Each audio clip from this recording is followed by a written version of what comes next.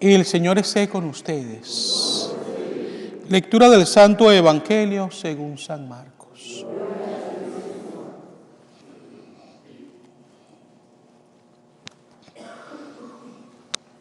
En aquel tiempo Jesús tomó aparte a Pedro, a Santiago y a Juan, subió con ellos a un monte alto y se transfiguró en su presencia.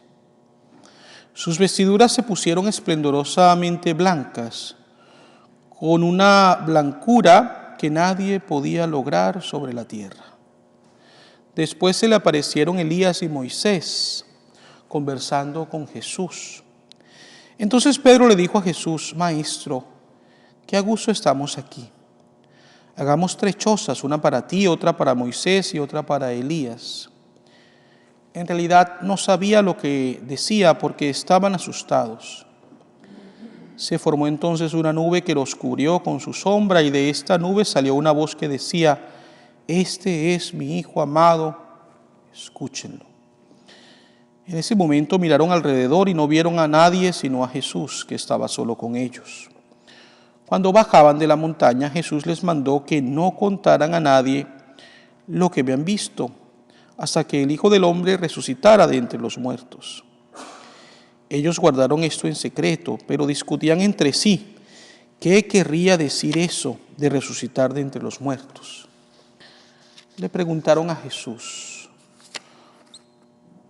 ¿por qué dicen los escribas que primero tiene que venir Elías? Él les contestó: si fuera cierto que Elías tiene que venir primero y tiene que poner todo en orden, entonces, ¿cómo es que está escrito que el Hijo del Hombre tiene que padecer mucho y ser despreciado? Por lo demás, yo les aseguro que Elías ha venido ya, y lo trataron a su antojo como estaba escrito de él. Palabra del Señor.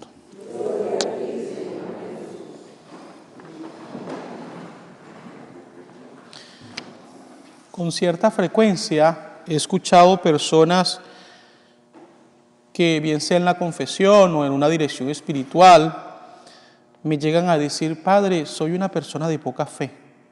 Mi fe es muy débil, me falta fe. Otros dicen lo contrario: no, Padre, yo soy una persona que tiene mucha fe. Pareciera entonces que es solamente algo muy subjetivo la fe. Pero en realidad, ¿qué es la fe? Aquellos que se dicen que no tienen fe es porque tal vez pasan momentos difíciles y se sienten tristes y desanimados. Y por eso dicen: no tengo fe. Siendo que tal vez sí la tienen. Lo que pasa es que su estado anímico es de tristeza. Y por eso pasamos todos. Mientras que aquellos que tal vez dicen: no, yo tengo mucha fe, es porque de vez en cuando por ahí hacen una oración a la Virgen, sobre todo en necesidad, o prenden una velita por allí. Entonces ya, eso me hace ser una persona de una gran fe. ¿Qué es realmente la fe? Es bueno que nos preguntemos. La fe es un don de Dios principalmente. Es un regalo del Señor. Es un llamado. Pero es también una respuesta voluntaria de nuestra parte. Dios suscita en nosotros esa capacidad para que podamos responderle. Y en el conocimiento de Dios, en la amistad con Él, esa fe se vaya acrecentando. Ahora bien, la fe va mucho más allá de los sentimientos. Seguramente ustedes han escuchado por allí acerca de la Santa Madre Teresa de Calcuta, una mujer admirada por todos, especialmente aquellos que pudimos escuchar o verla en vida. Ya tiene 20 años o casi 20 años que falleció. Pero lo que llama la atención de ella no solamente es todo el bien que hizo, que se ve muy palpable en nuestro mundo actual, ¿no?, por medio de esta congregación de hermanas de la caridad. Lo más importante es haber sabido recientemente que la Madre Teresa, en los últimos años de su vida, pasó por un gran momento de desierto espiritual. Es decir, tuvo años en los cuales se sentía abandonada por Dios, en los cuales se sentía que ni siquiera Dios la amaba.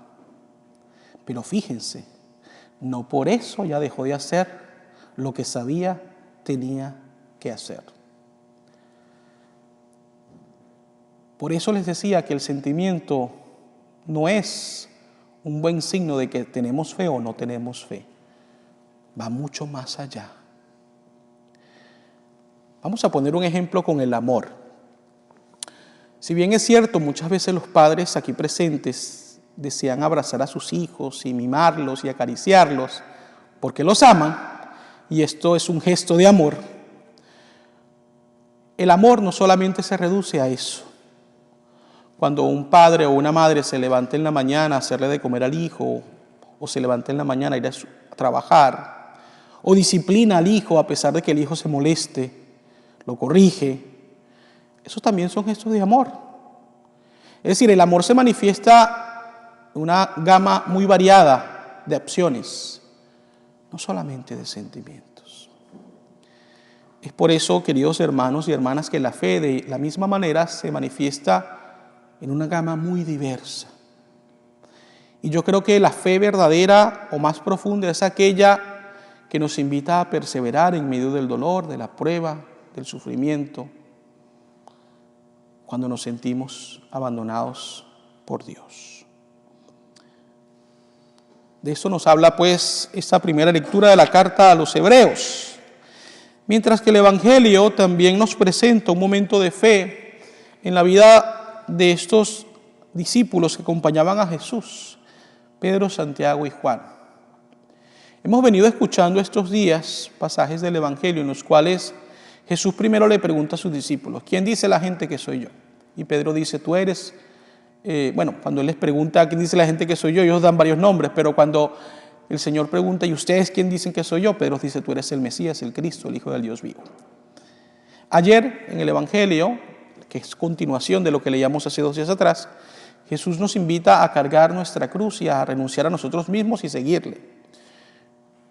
Pero hoy, después de habernos dado ese mensaje de cruz que es tan difícil para nosotros aceptar, el Señor nos presenta la transfiguración. Porque sabe que el mensaje de la cruz causa en miedo en los apóstoles y en nosotros. El Señor hoy quiere renovar, fortalecer nuestra fe en Él como Mesías.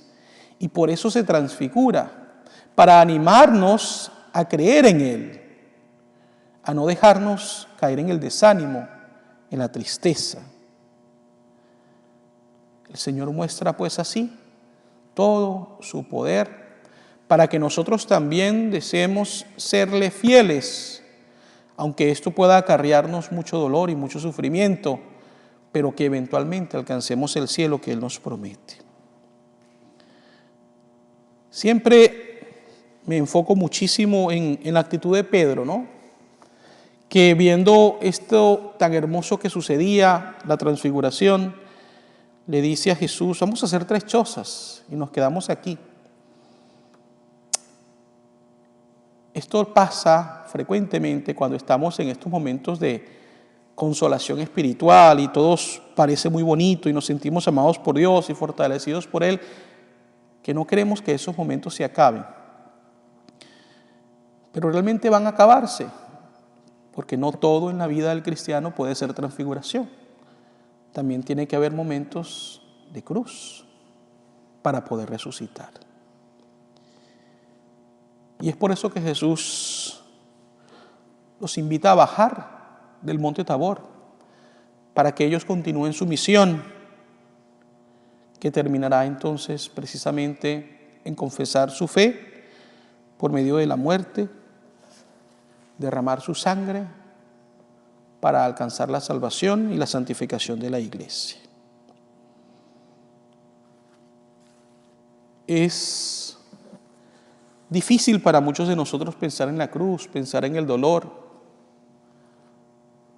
pero hay que recordar que no estamos solos en este caminar, que Jesús nos acompaña, que está a nuestro lado y que nos fortalece, y que realmente no hay cruz más pesada que la que Jesús ya llevó por ti y por mí. La nuestra realmente es tal vez muy pequeña en comparación con esa. Y a pesar de que es mucho más pequeña que la que Jesús cargó, yo estoy seguro que Jesús pone también parte de su hombro para ayudarnos a cargar nuestra propia cruz. Pidámosle al Señor pues que nos dé la gracia de poder creer en todo esto y de poder aumentar nuestra fe en Él, para que de esa manera nada nos turbe, nada nos espante, porque todo pasa, solo Dios basta. Así sea.